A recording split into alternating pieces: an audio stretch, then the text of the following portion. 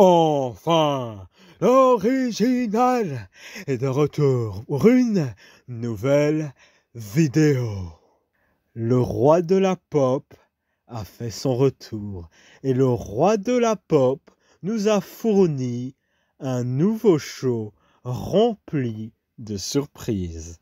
Et en disant le roi de la pop, je ne réfère pas à Michael Jackson, mais je réfère bien à notre cher ami Paul Lévesque. Et du coup, le roi de la pop nous a gratifié la soirée du 17 novembre 2025 avec un Raw à New York où on a eu le retour, attendez, vous allez pas le croire, de AJ Lee, les gars, le retour de Dolph Ziggler, le retour de Brock Lesnar et, vous allez pas le croire putain, le retour de Roman Reigns. Ils sont tous revenus dans ce Raw. Et on peut dire merci à notre cher ami le roi de la pop, Paul Lévesque. Merci, cher roi de la pop. Donc vous avez bien compris que je parle de manière sarcastique parce que ce Raw de la nuit du 17 novembre 2025, que beaucoup, je vois sur internet, commencent déjà à appeler le meilleur Raw depuis un long moment. Wow, après ce qu'on a eu dans les Raw depuis, je sais pas, depuis 2022 peut-être, était totalement médiocre. Donc ouais, voir un show pareil, bien sûr que les gens vont commencer à élever ce truc à quelque chose d'incroyable, mais bref. Ce Raw, c'est simple, je l'ai détesté, et ça montre en fait tout ce qu'il y a de mauvais avec le catch actuellement. Parce que des gens pourraient aimer ce show parce que, Roman Reigns est de retour, ou Brock Lesnar est de retour, ou AJ Lee est de retour, bref. Moi, j'en ai rien à foutre en fait, parce que je suis à me demander pourquoi ils sont partis de base. Genre, c'est pas, ils sont blessés ou je sais pas quoi, non en fait. T'as juste des Roman Reigns, des Brock Lesnar ou des AJ Lee en fait qui juste ne viennent plus comme ça d'un coup. Genre comme s'ils étaient trop bons pour nous en fait. Genre, on a la décence d'avoir Roman Reigns active à la WWE en 2025. Qui en a à foutre? Super, t'as Roman Reigns. Moi, je vais me contenter de regarder Stone Cold Steve Austin et The Rock active en 1999. Au contrario de Roman Reigns qui est littéralement inférieur à ces deux personnes que je viens de citer et qui vient 7 fois dans l'année. Donc voilà, bref. Je pense que c'est une mentalité de gens qui veulent vraiment avoir l'impression qu'ils vivent quelque chose d'incroyable dans le catch. Mais réellement, ce n'est juste pas le cas, en fait. Et genre, en croyant que c'est le cas, ils se forcent à penser que c'est le cas, malgré tous les signes qui montrent que juste le show est merdique, en fait. Et genre, t'auras des gens qui vont juste essayer d'argumenter en disant que « Ah, mais ils font des bénéfices, la WWE fait des bénéfices. » Ouais, mais à un moment, quand les choses sont merdiques et que tu fais des bénéfices, à un moment, ça va juste les rattraper, en fait. Tu veux pas continuer à faire des shows merdiques et prétendre que ton show est incroyable parce que tu fais des bénéfices autrement que par ton show merdique, en fait. C'est comme si McDonald's faisait des burgers merdiques et que tu justifiais ça en disant que ouais, mais c'est la plus grosse chaîne de nourriture mondiale, en fait. Ouais, alors le burger, il est bon, oui ou non? Ça y est, en fait. Bref, ça fait déjà 3 minutes que je parle, j'ai même pas commencé à faire la review de ce Raw, et on va commencer directement là maintenant. Donc John Cena a fait son entrée avec le championnat intercontinental, le nouveau champion intercontinental, et il commence à faire une promo pour dire que c'est le dernier Raw qu'il a de sa carrière à la WWE. Actif, j'imagine, parce que il va peut-être faire un retour à la WWE d'ici là, dans les années qui suivent, je n'en sais pas, mais bref. Après, du coup, il se fait interrompre par Dominic Mysterio qui veut un rematch contre John Cena. Et il y aura un rematch, du coup, à Survivor Series pour le championnat intercontinental. Intéressant, en vrai. Peut-être c'est un moyen pour Dominic de récupérer le championnat intercontinental. Ce serait quand même mieux, parce que j'ai pas envie de voir John Cena mettre le championnat intercontinental en jeu pour Saturday Night Main Event. Donc, c'est à voir. Et puis, du coup, en fait... ce qui va suivre, en fait, c'est qu'il y aura un match 3 contre 3 où John Cena fera équipe avec Sheamus et Rey Mysterio qui fait aussi son retour en action dans le ring pour affronter le Judgment Day. Et du coup, c'est un match qui est excellent. Parce que pour moi, il y a tout ce qu'il faut pour qu'il divertisse les gens. Il y a du star power et de la bonne action dans le ring. Ah oui, aussi, je voulais juste dire à quel point Rey Mysterio, il est excellent dans le ring. Parce que, bon sang de bois, Rey Mysterio, il a quel âge? Je vais voir. Rey Mysterio, quel âge? Quel âge Rey Mysterio, il a? Rey Mysterio a 50 ans. Il va avoir 51 cette année. Rey Mysterio n'a aucune raison d'être le meilleur luchador, même actuellement. Parce que pendant des années, en fait, il y avait des tentatives d'essayer de mettre le nouveau Rey Mysterio en avant. Comme, je sais pas, Ultimo Drago, qui d'autre, Sin Cara, Kalisto, même maintenant Dragon Lee. Et à chaque fois, en fait, c'est tous des ratés, en fait. Parce qu'il y avait une idée de se dire, ah, Rey Mysterio, il est plus là, il est parti au Mexique, il est parti à un truc là, Lucha Dragon, Underground, je sais plus comment ça s'appelait, bref. Il s'est cassé, du coup, on va mettre en avant quelqu'un pour le remplacer. Mais tu peux pas remplacer Rey Mysterio, parce que Rey Mysterio, c'est aussi un catcheur que tu vois une fois dans une vie, en fait.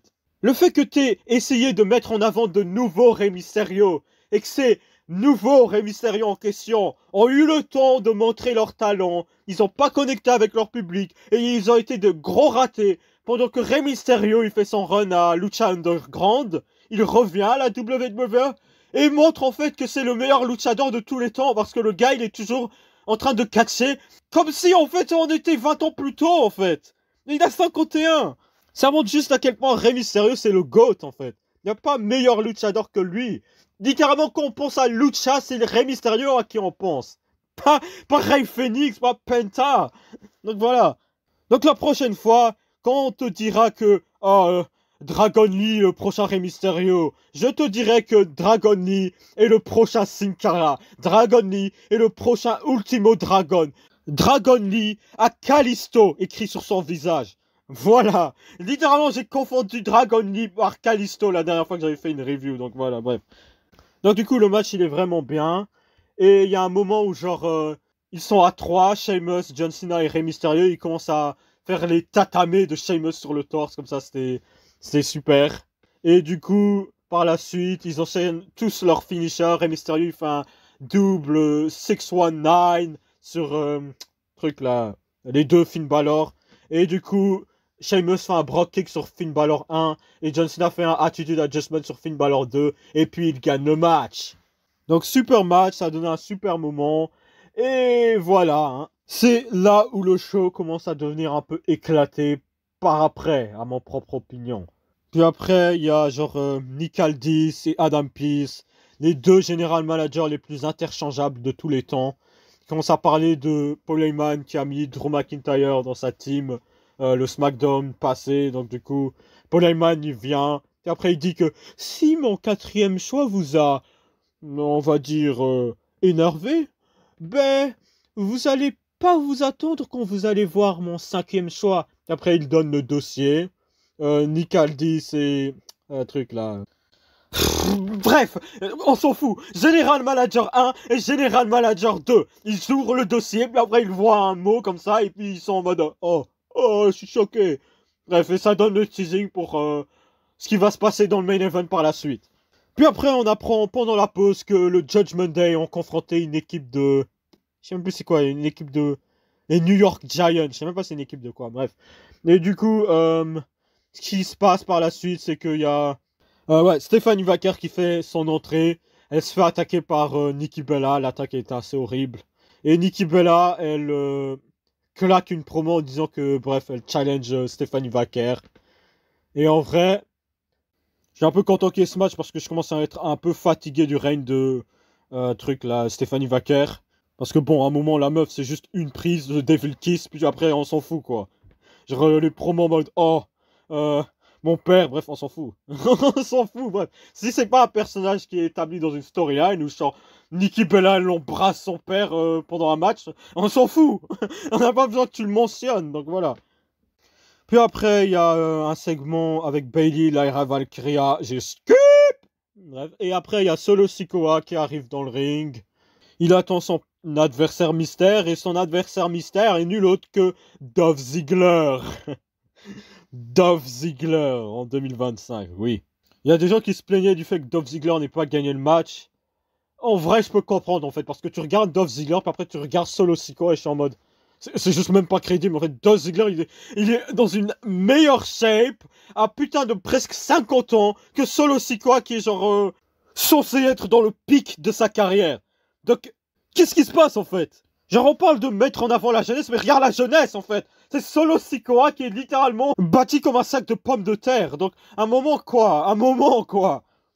C'est clairement pas les bonnes jeunes personnes, les bons jeunes talents qui sont mis en avant.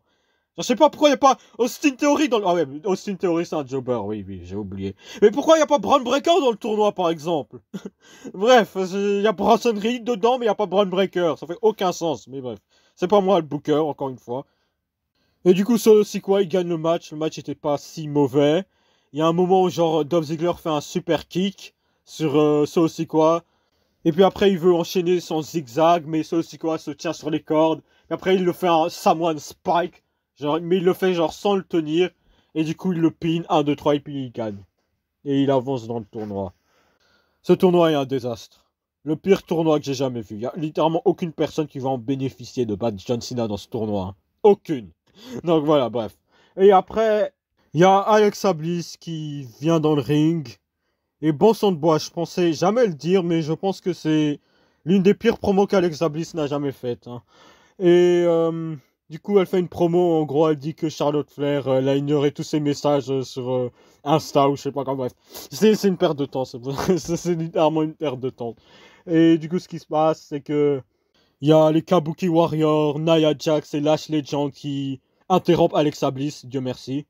Et elles vont l'encercler dans le ring. Et puis après, il y a... Bref, il y a une Rhea Ripley que j'avais cru la semaine passée était Marilyn Manson, bref.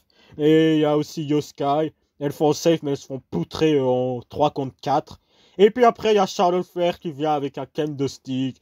Et du coup, elle refait équipe avec Alexa Bliss, Rhea Ripley et Io Sky. Super, qu'il y en a à foutre. Puis après, les commentateurs confirment le fait que il y aura Stephanie Vacar qui va défendre le titre face à Nikki Bella à Wargame 2025. Ok. Et puis après, il y a Becky Lynch qui défend le championnat féminin intercontinental contre Maxine Dupri dans un match simple. Voilà, dans un match simple. Et du coup, le match n'était pas folichon. Ce qui s'est passé, en fait, c'est que Becky Lynch, elle commence à s'énerver avec l'arbitre. Et du coup, ce qui se passe, c'est que elle jette Maxine Dupri ou je sais pas quoi, bref. Maxine Dupri, elle va à l'extérieur du ring. Et Becky Lynch, elle en profite pour essayer de détacher le coin du ring. Et il y a Edge Lee qui fait son retour. Ouh, Edge Lee fait son retour.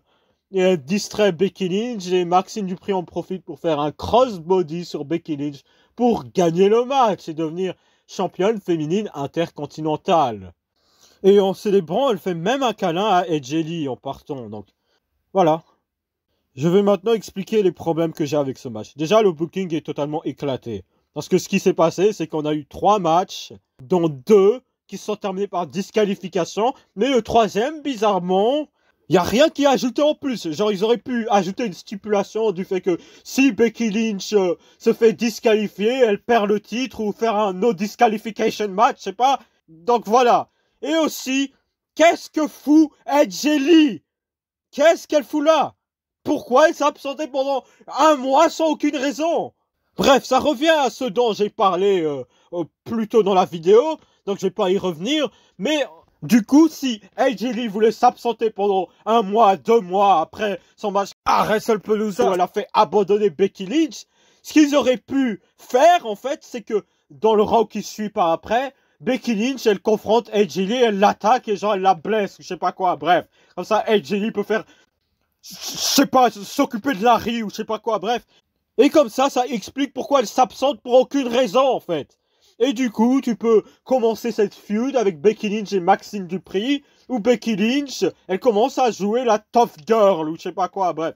Et au lieu de 3 matchs, tu en as que 2. Le premier match, c'est une disqualification, et le second match, c'est un match sans disqualification, ou si tu veux un match où si Becky Lynch se fait disqualifier, elle perd automatiquement le titre, et tu impliques AJ Lee à ce moment-là, et du coup tu fais perdre le titre de Becky Lynch et Maxine Dupri gagne. Et comme ça, non seulement ça donne une plus grosse surprise, et en plus de ça, ça fait pas perdre le temps de tout le monde pendant 2 mois. Donc voilà, bref. Puis après, AJ Lee se fait interrompre backstage par Rhea Ripley qui lui dit « On doit parler ». Et j'imagine que AJ Lee va rejoindre les Wargames. Ce qui veut dire que peut-être Becky Lynch aussi va rejoindre les Wargames, bref. J'en ai rien à foutre des wargames féminins. Genre, à partir du moment où t'as vu le Blood and Gut féminin d'AEW, ben, ce sera juste une version moins divertissante de ça, donc... Voilà, quoi. Et puis par la suite, il y a Gunther contre Jevon Evans, qui en a à foutre. J'ai prédit ce qui allait arriver dans ce match. Gunther squash, on peut dire, Jevon Evans, et puis il gagne le match, quoi. Donc c'était un match underdog, un peu, où Jevon Evans devait montrer sa value pour prouver qu'il était bon face à Gunther, alors que ça devrait être l'inverse, parce que Gunther est littéralement le pire catcheur de tous les temps, et que Jevon Evans l'a porté pendant l'entièreté du match. Donc, mais bref, voilà. Gunther avance dans le tournoi, il va sans doute gagner le match, et mettre fin à la carrière de John Cena, alors qu'il a mis fin à la carrière de Goldberg dans la même année. Waouh, qu'en a à foutre. Et puis le segment de fin, c'est CM Punk qui fait une promo, je sais même pas ce qu'il a dit. Et puis il se fait interrompre par Brock Lesnar. Brock Lesnar est de retour. Wow, vous l'avez pas vu venir. Brock Lesnar, il vient, il détruit CM Punk. Puis après, il y a Cody Rhodes qui essaye de se confronter face à Brock Lesnar. Brock Lesnar le détruit. Puis après, il y a Roman Reigns. Oh, qui l'a vu venir? Il confronte Brock Lesnar. Puis après, il le fait un Superman Punch. Brock Lesnar sort du ring. Après, Roman Reigns, il reste dans le ring, vu qu'il est confronté face à la sécurité et certains policiers comme ça. Et il y a Bronson Reed qui l'attaque de nulle part. Genre, il canalise Roman Reigns, mais ils savent pas prévoir Bronson Reed qui attaque Roman Reigns de dos. Bizarre. Puis après, ils commencent à se bagarrer à l'extérieur du ring. Puis après, CM Punk, il attaque Logan Paul avec un kendo stick. Et Roman Reigns claque une spear sur Bronson Reed et un policier à travers la barricade. Je dirais que agression physique sur un agent de police, c'est quand même réprimandable hein, par la loi, non? Genre de ce que je vois, en tout cas en Europe, c'est 1 an de prison et 15 000 € d'amende. Est-ce que ça va être adressé dans le show de la semaine prochaine? Je ne pense pas. Mais voilà, bref. Limite, ça aurait pu être intéressant si Paul Heyman faisait outil de ça pour se débarrasser de Roman Reigns dans le Wargame et qu'il venait dans le Wargame quand même. Ça aurait été intéressant, ils vont pas faire ça, hein. Triple H ne réfléchit pas plus d'une fois par rapport à ses storylines et les moments qu'il fait, quoi. Il crée des moments, et puis après, il veut juste servir un moment viral, quoi. Après, tu mets ce moment, tu l'enregistres, et tu le mets sur TikTok, après, ça suscite de l'engagement dans les réseaux sociaux, et les gens sont en mode « On est dans une boom période !» Et c'est de la merde. C'est juste la même merde. Mais bref, pour moi, c'est pourquoi j'ai détesté ce segment. Ce segment, c'était littéralement juste des pops et des pops pour une storyline de Wargame qui fait déjà pas vraiment de sens, donc voilà quoi. Bref, c'est tout ce que j'avais à dire. ZOG vous dit de vous abonner, de liker, de partager, et ZOG vous dit à plus tard. Bref.